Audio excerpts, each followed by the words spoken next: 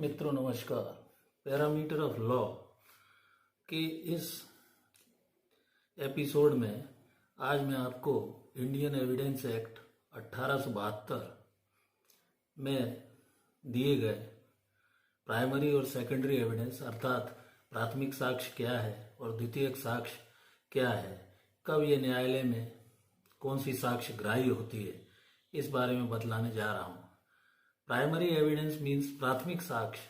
प्राथमिक साक्ष्य ओरिजिनल होती है, ओरिजिनल डॉक्यूमेंट्स वगैरह पेश करते हैं, उसको न्यायालय ग्राह्य करता है। और द्वितीयक साक्ष्य प्राथमिक साक्ष्य की अनुपस्थिति में द्वितीयक साक्ष्य के रूप में, जबकि मूल मिल नहीं रहा है, तब उसकी जगह न्यायालय की परमिशन से सेकेंडरी एविडेंस न्यायालय के समक्ष ग्राह्य होती है। अब इंडियन एविडेंस एक्ट 1872 की धारा 62, 64 तथा 63, 65 में ये और 66 में ये व्यवस्थाएं दी गई हैं और 61 में। इसमें प्राइमरी और सेकेंडरी एविडेंस में लॉ ऑफ एविडेंस का ये गोल्डन रूल है कि सर्वोत्तम साक्ष्य न्यायालय के समक्ष दी जानी चाहिए। The best evidence should be given और produced before the court. Court के समक्ष सर्वोत्तम साक्ष्य का अर्थ है कि यदि कोई दस्तावेज ऐसा किसी व्यक्ति के कब्जे में है जिसको साक्ष्य में प्रस्तुत करना आवश्यक है और उस साक्ष्य का सही मूल्यांकन ओरिजिनल के द्वारा ही किया जा सकता है, तो बेस्ट एविडेंस ये है कि वो प्राइमरी एविडेंस के रूप में न्यायालय ओरिजिनल दस्तावेज से जो भी इन्फेरेंस या कंक्लूजन ड्रॉ करेगा वो दस्तावेजी साक्ष्य के रूप में सर्वोत्तम साक्ष्य न्यायालय के समक्ष दी जाएगी। बेस्ट एविडेंस वर्ड जो है वो सुपरलेटिव डिग्री के अंदर आता है, गुड, बेटर, बेस्ट जैसे होता है। तो इसके अंदर प्राइमरी एविडेंस के रूप में डॉक्यूमेंट्री एविडेंस या दस्तावेज जो भी उस पक्षकार के कब्जे में है उसके द्वारा बेस्ट एविडेंस साक्ष्य के दौरान न्यायालय के समक्ष असल दस्तावेज द्वारा प्रमाणित कर दी जाएगी। धारा 62 और 64 को एक साथ पढ़ने से ये स्थिति स्पष्ट होती है। तथा सेकेंडरी एविडेंस के रूप में यदि मूल खो गया है, मिल नहीं रहा है और न्यायालय की अनुमति से द्वितीयक साक्ष्य के रूप में document can be proved by primary और डॉक्यूमेंट्री एविडेंस, तो पहली प्रायोरिटी है कि प्राथमिक एविडेंस दें। यदि उपलब्ध नहीं है तो न्यायालय की अनुमति से द्वितीयक साक्ष्य दी जा सकती है। और यदि 3 तरह की एविडेंस है, ओरल एविडेंस है, डॉक्यूमेंट्री एविडेंस है तथा सर्कमस्टेंशियल एविडेंस है, तो इनमें बेस्ट एविडेंस डॉक्यूमेंट्री एविडेंस मानी जाती है। यदि किसी प्रकरण में कुछ चक्षुदर्शी साक्षी या आई विटनेसेज हैं तो आई विटनेस की एविडेंस को बेस्ट एविडेंस के रूप में न्यायालय के समक्ष ग्राह्य किया जाता है, क्योंकि उस व्यक्ति ने अपनी आंखों से उस घटना को देखा है। जैसे कि एक मैगजीन है, hearsay evidence is no evidence. Hearsay अर्थात शुद्ध साक्ष्य या सुनी सुनाई साक्ष्य को न्यायालय में ग्राह्य नहीं किया जाता है, क्योंकि वो एक के द्वारा दूसरे, दूसरे के द्वारा तीसरे लोगों को बतलाई जाती है। अब document can be proved by primary और सेकेंडरी एविडेंस। प्राथमिक और द्वितीय साक्ष्य दोनों के द्वारा न्यायालय के समक्ष मामले को प्रमाणित किया जा सकता है। प्राथमिक साक्ष्य सर्वोत्तम साक्ष्य है जो मूल दस्तावेज द्वारा प्रमाणित की जाती है।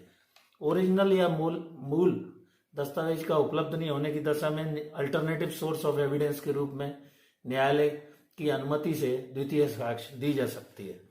Primary evidence is a general rule, अर्थात प्राथमिक साक्ष्य सामान्य नियम के तहत दी जानी चाहिए। सेकेंडरी एविडेंस इन द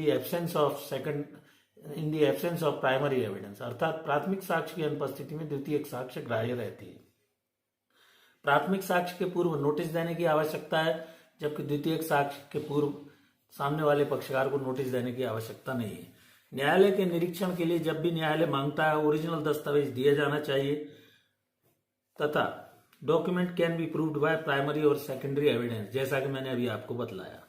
मूल दस्तावेज प्राइमरी एविडेंस के रूप में मेन सोर्स के रूप में प्रमाणित होता है, जबकि अल्टरनेटिव सोर्स के रूप में, जबकि मूल दस्तावेज उपलब्ध नहीं है, द्वितीयक साक्ष्य सेकेंडरी एविडेंस ली जाती है। ये पब्लिक या प्राइवेट भी हो सकता है डॉक्यूमेंट। प्राइवेट का मतलब सार्वजनिक और पब्लिक यानी निजी। Primary evidence best evidence, evidentiary value primary evidence की ज्यादा रहती है, जबकि सेकेंडरी एविडेंस एक्सेप्शनल सर्कमस्टेंसेस के रूप में ग्राह्य होती है। द्वितीयक साक्ष्य साधारण नियम का अपवाद है जो प्राथमिक साक्ष्य न होने पर ही दिया जाता है।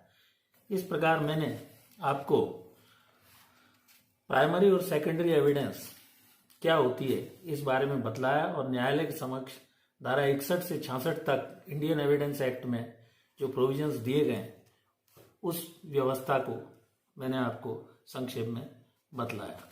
सर्कमस्टेंशियल एविडेंस परिस्थितिजन्य साक्ष्य जहां प्राइमरी और सेकेंडरी एविडेंस कोई उपलब्ध नहीं है और ऐसी कोई परिस्थिति है जो कोई फुटप्रिंट है, फिंगरप्रिंट है, उसके आधार पर सर्कमस्टेंशियल एविडेंस पर भी न्यायालय समय समय पर अन्य कोई साक्ष्य उपलब्ध नहीं होने पर उसे विश्वसनीय मानकर कोई अभियुक्त है तो उसको मामले में जिसका कि अपराध के ऊपर आरोप है उसमें दंडित सर्कमस्टेंशियल एविडेंस पर भी भरोसा करके कर सकता है।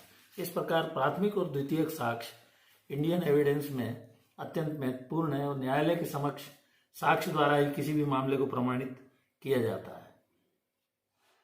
जैसे कि सिद्धांत है कि वादी अपने सिविल मामले में अपने साक्ष्य द्वारा मामले को प्रमाणित करेगा, वह प्रतिवादी की दुर्बलता का लाभ नहीं ले सकता है।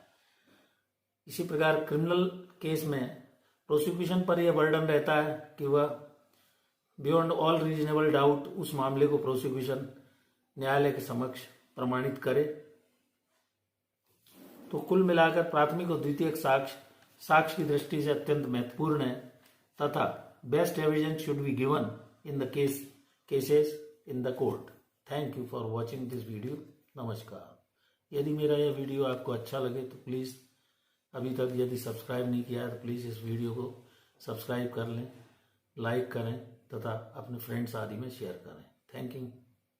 नमस्कार।